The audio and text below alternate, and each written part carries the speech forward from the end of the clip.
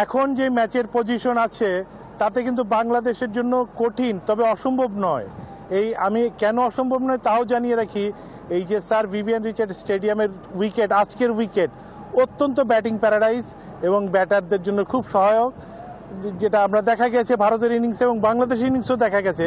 আপনাকে জানিয়ে রাখি, বাংলাদেশের আজকে যে 197 রানের টার্গেট তাড়া করতে নেমে, সেখানে ওপেনার তানজিদ তামিম এবং লিটন দাসের 35 রানের পার্টনারশিপ, ওপেনিং পার্টনারশিপ, সেটা কিন্তু ছিল মানে এইবারের টুর্নামেন্টে সোফার বেস্ট পার্টনারশিপ। সুতরাং বলা যায় যে ব্যাটিং করার মতো একদম অত্যন্ত এক্সাইটমেন্ট আলা এবং অত্যন্ত দারুণ উইকেট। এখানে শুধু বাংলাদেশ নয়, যে কোনো ব্যাটসম্যান ব্যাটিং সাইডই বড় রান করবে। তবে আশ্চর্য এবং বিস্ময়ের বিষয় হলো, বাংলাদেশ প্রথমে টস জিতে কেন ভারতকে ব্যাটিংয়ে পাঠালো, এটা নিয়ে একটি প্রশ্ন উঠতে পারে।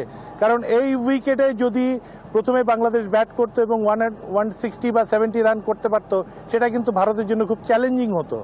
তো সেখানে বাংলাদেশ কেন ভারতকে প্রথমে ব্যাটিংয়ে পাঠালো, এটা বোঝা বড় দুষ্কর। তবে যতটুকু ধারণা, হয়তো বাংলাদেশের ব্যাটিং ডিপার্টমেন্ট নিয়ে টিম ম্যানেজমেন্ট খুব আত্মবিশ্বাসী ছিল না। তারা প্রথমে ব্যাটিং নিয়ে হয়তোবা ভারতের বোলিংয়ের বিরুদ্ধে মোকাবেলা করতে চায়নি, এই জন্যই হয়তোবা চেস করার চিন্তা করেছে, কিন্তু কেন করেছে সেটা জানি না। তবে বাংলাদেশ এই ম্যাচ জেতার মতো অবস্থায় আছে, এই কথা বলা যাবে না। তবে অসম্ভব নয় এই টার্গেট, এবং বাংলাদেশ যদি আজকে এই টার্গেটটি ফুলফিল না করতে পারে, তাহলে কিন্তু বাংলাদেশের এই টুর্নামেন্ট থেকে বিদায় হয়ে যাবে। তো আমরা চাইবো যে বাংলাদেশ শেষ পর্যন্ত লড়াই করুক এবং জেতার সম্ভাবনা থাকলে জেতার চেষ্টাটা করুক সর্বাত্মক, এবং যদি তা না হয় তাহলে অ্যাটলিস্ট যাতে সম্মানজনক একটা কিছু হয় সেটা দেখার অপেক্ষায়। রাহুল সাহেব, আপনাকে ধন্যবাদ।